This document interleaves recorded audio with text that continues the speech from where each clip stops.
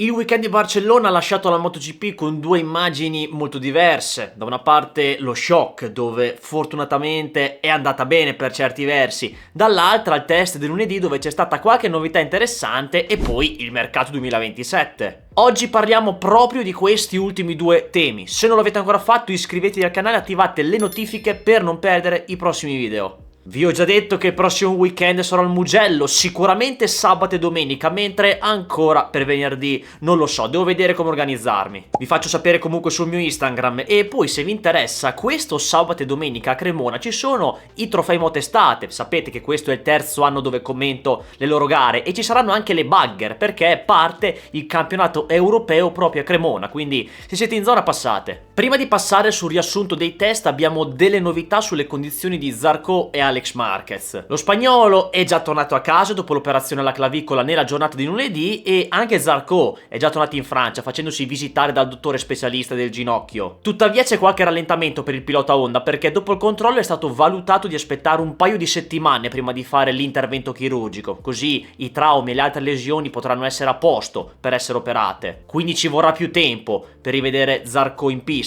Attenzione anche a Pecco Bagnaia che continua ad avere qualche dolore al polso sinistro dopo l'incidente della seconda ripartenza. Da quello che è stato riportato ci dovrebbe essere fatto vedere lo scorso martedì, subito dopo il test. Al momento però non ci sono stati dati aggiornamenti perché ha detto che forse ci andava, quindi fino ad ora non è saltato fuori nulla, quindi non si sa.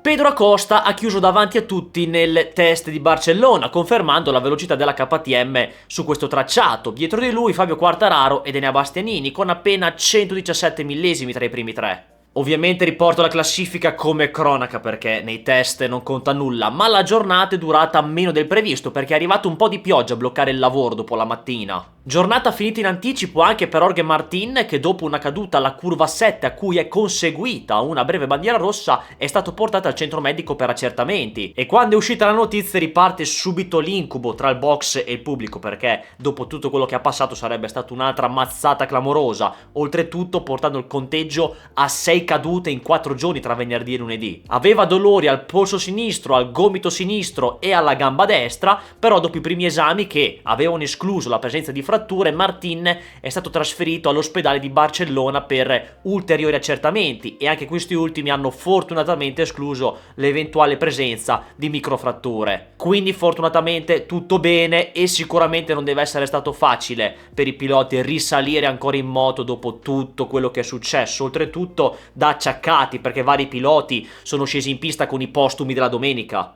Nei test la KTM ha continuato il lavoro soprattutto sulla stabilità dell'anteriore e sulla gestione dell'elettronica in uscita di curva. Yamaha invece ha continuato il lavoro più evidente sull'aerodinamica. A Barcellona è comparsa una nuova ala triplano che è un aggiornamento a quella configurazione che si era vista lo scorso anno con il 4 cilindri in linea. La casa di Watt ha tratto alcune considerazioni positive in quest'ultimo test che era anche l'ultimo disponibile per lavorare sulle 1000. Non solo la parte frontale, c'è stata anche la possibilità di vedere qualche novità nella parte bassa della carena con l'apparizione di un deviatore di flusso che dovrebbe avere la funzione di far scorrere l'aria in modo più controllato nella zona inferiore. È stato rivisto anche il diffusore che ha un attacco più in alto al resto della carena con l'obiettivo di aumentare il carico quando la moto è in piega. Però il vero tema della Yamaha resta sempre il motore perché il problema principale non è più soltanto l'aerodinamica ma la mancanza di potenza e accelerazione rispetto alle altre case. Per questo il progetto V4 continua ad essere il centro dello sviluppo Yamaha in ottica 2027. Le due case giapponesi sono state le più attive nel test di Barcellona perché anche la Honda sulla moto di Luca Marini ha fatto comparire questa nuova carena. Rispetto alla precedente ha un profilo dello scalino più verso il basso e anche delle nuove sidepods rivisitate. Non c'è stata nessun'altra novità estetica importante anche perché il vero test utile dove c'era da portare delle novità era quello di Jerez, infatti l'abbiamo visto. Per quanto ha potuto Jorge Martin ha provato la carena con le ali sul cupolino che aveva provato anche Bezzecchi a Jerez qualche settimana fa. C'è stato anche il test della Moto2 sempre a Barcellona il giorno dopo la MotoGP per capire qualche altro riferimento e si è messo davanti a tutti il pupillo Manu Gonzalez su Ivan Ortolà e Izan Guevara. Manu Gas riprende da dove aveva lasciato la scorsa domenica con un tempo di circa 2 decimi più alto rispetto al record della pista. Non ci sono molte altre sorprese se non le posizioni alte per Zonta Van de Gorber con il sesto tempo seguito dal campione Moto3 Rueda, che sta iniziando a mostrare segnali di crescita dopo un inizio di stagione non facile tra adattamento alla Moto2 e il recupero dall'infortunio dell'incidente di Sepang. Prima di passare al mercato parliamo brevemente di un tema su cui c'è da ragionare: la dicotomia tra due tipi di penalità, quelle in pista e quelle d'ufficio, tipo delle pressioni. Per me è una cagata allucinante vedere un pilota che prende una penalità per un contatto in pista che può essere di 3 secondi o un long lap penalty, e quindi sì che ti rovina la gara, ma non così tanto in confronto a una penalità di 16 secondi basata sulla pressione della gomma davanti. Cioè, per me è ridicolo vedere l'Ogura di turno che prende 3 secondi di penalità per un contatto in gara, che per me poi non era da penalizzare, ve l'ho già detto, per me è un incidente di gara quello. Ma se penalizzi per un episodio in gara, è ridicolo vedere in confronto un Mir che arriva secondo al traguardo e viene penalizzato di 16 secondi per una regola che non ha senso di base, non ha senso ancora di più per 2 ripartenze e non ha senso per un'infrazione tecnica minima dove quello 0,000 qualcosa in più di bar non ti fa guadagnare nulla. Sono le regole e va bene, vanno rispettate, ma sono regole del cazzo. Va assolutamente tolta o rivista, perché si paga un prezzo troppo alto per una cosa dove non si guadagna nulla praticamente. Rimaniamo in tema Honda e adesso ci addentriamo nel parlare di tutte le bombe di mercato che sono uscite lo scorso weekend a Barcellona, perché ce ne sono un po' e continuano ad arrivare da Sky Sport MotoGP. Alberto Puig, come previsto, non sarà più il team manager della squadra ufficiale della Honda. È stato dichiarato ufficialmente che lascia il ruolo che aveva preso nel 2018 per diventare consulente HRC, assistendo al management e lo staff in una serie di compiti in tutte le attività di Honda nel settore delle due ruote, che vanno dallo sviluppo dei giovani al miglioramento della Honda in MotoGP e Superbike, e nelle derivate c'è bisogno di un bel lavoro soprattutto. Dunque questo sblocca quello che farà Davide Brivio dal prossimo anno. La notizia che era uscita di primo acchitto era del suo passaggio in Honda come consulente, poi entrando nell'analisi, vedendo il contratto in scadenza di Puig e l'ingresso di Brivio, era abbastanza logico aspettarsi che una volta uscito l'ex pilota sarebbe stato sostituito dall'attuale team manager di Trackhouse. Non ci ho mai creduto veramente che Brivio andasse là a fare solo il consulente, magari sì un anno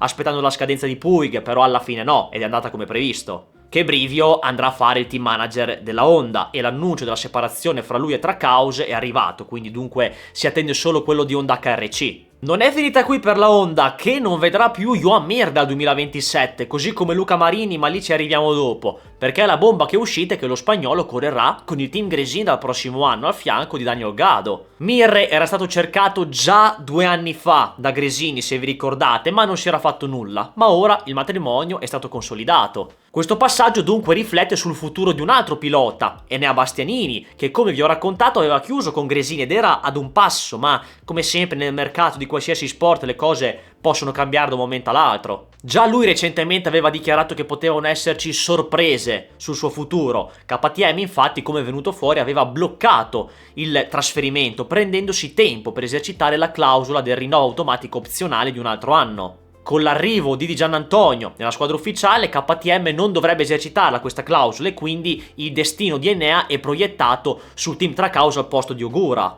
Però non è detto, perché KTM potrebbe decidere di esercitare questa clausola in maniera e quindi Bastianini si farebbe un altro anno in KTM Tech 3. Da decifrare ancora invece sarà il futuro di Raul Fernandez, che non è ancora chiaro se verrà confermato o no. Quella potrebbe essere una pedina molto interessante in caso di non conferma, perché un posto si libererebbe anche lì.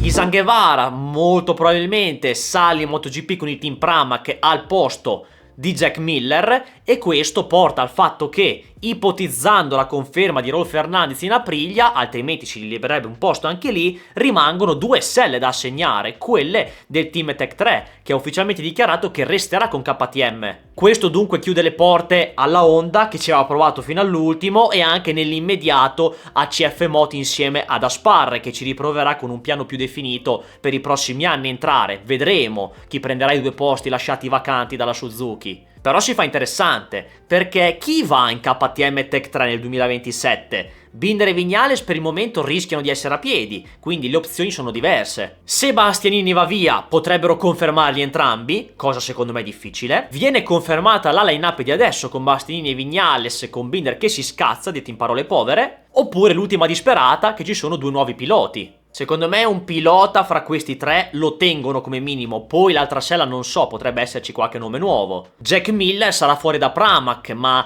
sta cercando a tutti i costi di rimanere in MotoGP. Gode del passaporto australiano, uomo immagine per l'inaugurazione di Adelaide del prossimo anno, quindi può essere un'opzione, a meno che Liberty Media non gli venga in mente di portare su Senna Egius solo perché è australiano, se Miller dovesse rimanere a piedi. Quindi Jackass è un'opzione come lo può essere la Superbike per lui. E chiudiamo con il Team VR46. Con Di Giannantonio in KTM rimane una sella libera per diventare il compagno di squadra di Aldeguer e c'è un ballottaggio clamoroso tra 4 piloti. Morbidelli, che è l'attuale pilota in scadenza, Nicolo Bullega, che è la prima scelta che scalpita, che sarebbe un incastro facile e semplice. Ma ce ne sono altri 2 che lottano, Celestino Vietti e Luca Marini. Allora sicuramente sarà un pilota italiano ed è importante. La mia opinione schietta è che secondo me tra tutti questi Nicolo Bullega è quello che se la merita di più, per quello che ha dimostrato in questi anni con il lavoro. Non sarà sicuramente un top pilota da MotoGP, dove la moto attualmente gli dà un buon aiuto, però io penso che meriti una chance e spero che ci vada lui. Vietti sarebbe l'opzione che arriva dall'Academy, in casa. Sinceramente non lo vedo pronto per fare il salto in MotoGP, vediamo come andrà a finire questa stagione, magari vince addirittura il titolo, però non ce lo vedo ancora in top class.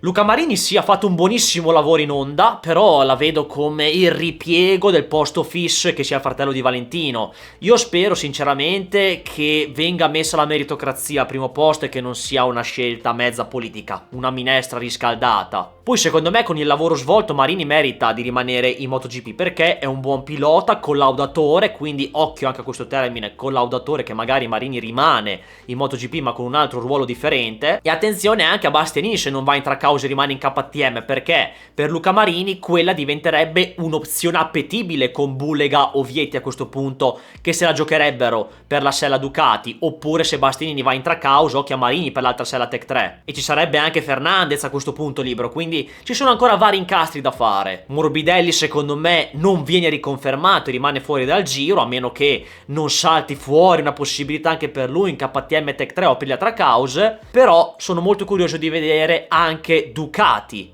cosa vorrà fare, se dice a Valentino prendete Bullega, perché secondo me comunque la scelta di Aldeguer di muoverlo in VR46 arriva anche dal fatto che comunque Valentino e il suo staff abbiano comunque un po' preteso di volere il pilota spagnolo, e quindi vediamo se la scelta del secondo pilota dipenderà esclusivamente da Valentino, Uccio e compagnia, oppure se anche Gigi Dall'Igna, Tardozzi, Domenicali così dicono un'altra cosa, quindi non so, Bullega e così via. Come sempre destini incrociati. Ragazzi, fatemi sapere le vostre sensazioni nei commenti, iscrivetevi, attivate le notifiche per non perdervi i prossimi video, perché prima del Mugello comunque ne arrivano sicuramente degli altri, quindi state connessi che ci vediamo prestissimo.